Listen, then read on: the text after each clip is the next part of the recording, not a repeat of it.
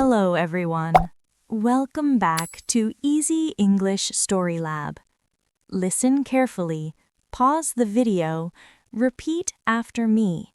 Copy the pronunciation, rhythm, and emotion. Now, imagine this. You take the last train at night, and the train looks empty, but you hear footsteps behind you. Let's begin the story. My name is Emma. I live in a big city. I work in a small bookstore near the train station. I like my job. I like books and quiet places. But that night was very strange. It was Friday evening. The bookstore was very busy that day. Many people came to buy books before the weekend. I helped customers all evening. I answered many questions and carried many heavy boxes. When we finally closed the store, I felt very tired. My manager looked at me and said, "Emma, thank you for staying late today." I smiled. No problem, it was a busy day. But when I looked at the clock, I felt worried. It was already 11:45 p.m. The last train usually left at midnight. "Oh no," I said quietly. "I need to hurry." I quickly put on my coat, grabbed my bag, and ran out of the bookstore. The street was cold and quiet. Most shops were already closed. The bright city lights reflected on the wet road. I walked fast toward the train station. The station was only 5 minutes away, but my heart was beating fast. I did not want to miss the last train. When I arrived, the station looked almost empty. During the day, the station was always full of people, but now there were only a few travelers. Some people were sitting on benches. A security guard was walking slowly near the entrance. I checked the big screen above the platform. Last train, Platform 3. I walked down the stairs to the platform. The sound of my footsteps echoed in the quiet station. The train was already there. The doors were open. I quickly stepped inside, but something felt strange immediately. The train was empty. Usually, there were at least a few passengers on the last train, but tonight, I saw no one. I walked slowly down the aisle. "Hello?" I called softly. No answer. The lights inside the train were bright, and the seats were clean and quiet. I looked into the next train car. Still no one. "That's strange," I whispered. Maybe everyone had already gotten off at another station. I sat down near the window and placed my bag on the seat next to me. A moment later, the train doors closed. The train started moving slowly. Outside the window, the platform disappeared into the dark tunnel. I relaxed a little. At least I did not miss the train. The city lights passed quickly outside the window as the train moved through the underground tunnels. The sound of the train wheels echoed softly. For a few minutes, everything felt normal. I checked my phone. No new messages. I looked around the train again. Still empty. "Maybe I'm the only passenger tonight," I said quietly. The train stopped at the next station. The doors opened, but no one entered. No one left either. The platform was completely empty. After a few seconds, the doors closed again, and the train continued moving. I began to feel a little uncomfortable. It was strange to be alone in such a big train. The quiet felt heavy. Then something happened. As the train moved through the tunnel, I heard a sound. A soft sound. Footsteps. At first, I thought I imagined it, but then I heard it again. Step. Step, step. My heart started beating faster. The footsteps were not in my train car. They were coming from the car behind me. I slowly turned my head and looked toward the door that connected the train cars. The door window was dark. I could not see clearly inside the next car, but the footsteps continued. Step, step, step. Someone was walking, but I was sure that no one had entered the train. I stood up slowly. "Hello?" I called. No answer. The footsteps suddenly stopped. The train continued moving through the dark tunnel. Everything was quiet again. Too quiet. I looked at the door between the train cars, and suddenly, the handle began to move. The handle on the door moved slowly. I froze. For a moment, I could not breathe. The train was still moving through the dark tunnel, and the lights inside the train car felt too bright, too quiet.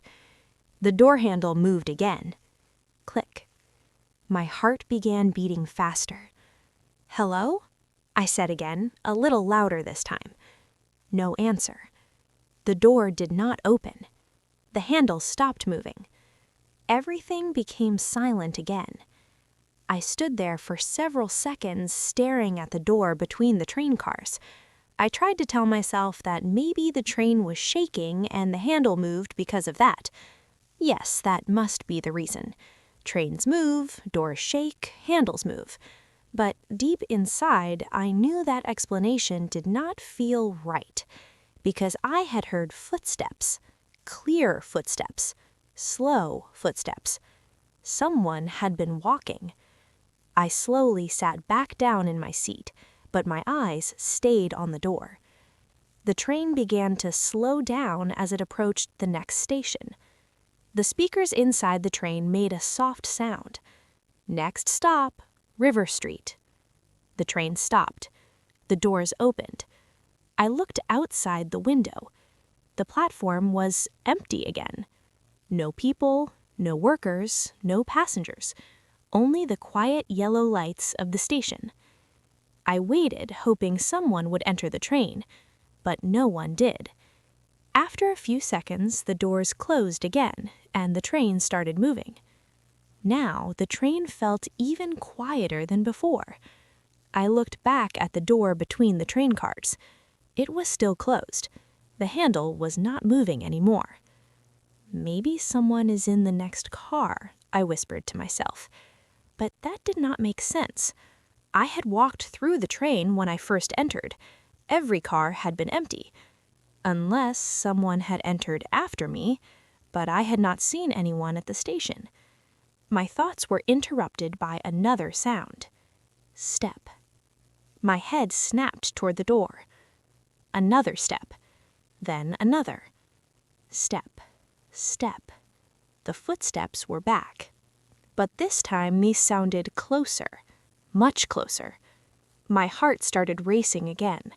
Someone was definitely in the next train car, and they were walking slowly toward my door. I stood up again. "Hello?" I called.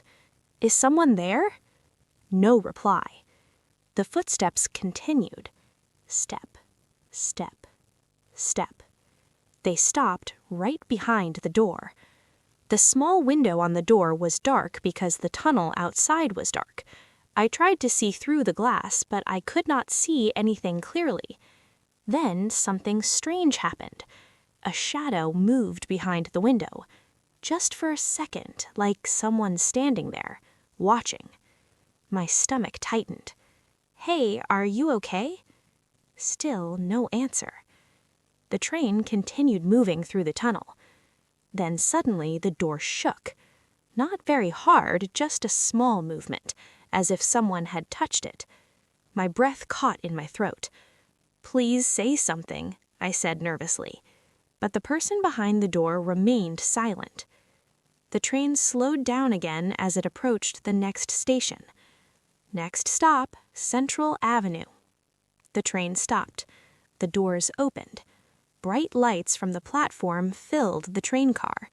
I quickly looked at the door window again, but now the window showed nothing. No shadow, no movement, just the empty train car behind it. For a moment, I wondered if I should open the door and check. Maybe someone was hurt. Maybe someone needed help. But something inside me told me not to do it. I sat down again and watched the door carefully. The train doors closed once more. The train started moving again. Everything was quiet. No footsteps, no movement. Maybe the person had left the train at the last station. I finally relaxed a little. "Okay," I whispered. "Maybe I imagined everything." But just when I started to feel calm again, I heard a voice. Soft, very soft, from behind me. My heart stopped for a moment. The voice was soft, but I heard it clearly. "Emma." Slowly, I turned around, but there was no one behind me. The train car was still empty. Every seat, every corner, no one. My hands began to shake. "Who said that?" I whispered. No answer. The train continued moving through the dark tunnel. The sound of the wheels against the tracks filled the silence again. I tried to breathe slowly. Maybe I was just very tired. It had been a long day at work. Maybe my mind was playing tricks on me. But then I heard the voice again. "Emma, don't be afraid." This time the voice sounded closer, very close. I stood up quickly and looked around the train car again. "Who are you?" I asked. Still no one. The empty seats looked back at me. The lights were bright. Everything looked normal. But the voice had said my name, and that was the most frightening part, because I had not told anyone my name on the train. The train began slowing down again. Next stop, Oak Street. My stop. I grabbed my bag quickly. I just need to get off the train, I told myself. This is just a strange night. The train stopped. The doors opened. I stepped out onto the platform quickly and walked a few steps away from the train. The station was quiet, but not completely empty. A man was sitting on a bench looking at his phone, and a cleaner was pushing a cart across the floor. That made me feel better. At least I was not alone anymore. The train doors closed behind me. The train slowly started moving again. I watched it leave the station. As the last train car passed by, something made me freeze. In one of the windows, I saw a person. A woman. She was standing inside the train, but I had checked every car. There had been no one there. The woman looked directly at me through the window. Her face was pale. Her expression was calm, but her eyes were serious. And then I noticed something even stranger. She looked exactly like me. Same hair, same face, same coat. I stepped back in shock. The train disappeared into the tunnel, and the window was gone. The station became quiet again. The cleaner continued working. The man on the bench kept looking at his phone. No one else seemed to notice anything strange. I stood there for several seconds, trying to understand what had just happened. "Did I imagine that?" I whispered. My hands were still shaking. Finally, I turned and walked slowly toward the exit of the station. The cold night air outside felt refreshing. My apartment was only a few minutes away. As I walked through the quiet streets, I kept thinking about the woman in the train window, the woman who looked exactly like me. When I arrived at my apartment building, I unlocked the door and stepped inside. Everything looked normal. The hallway lights were on, the elevator worked, nothing strange. I went into my apartment and closed the door behind me. I put my bag on the table and took off my coat. Then I walked into the bathroom to wash my face. When I looked into the mirror, my heart dropped. Because taped to the mirror was a small piece of paper. I slowly reached for it. My hands were shaking again. There were only 5 words written on the paper. You were not alone tonight. I stared at the message for a long time because I knew one thing for sure.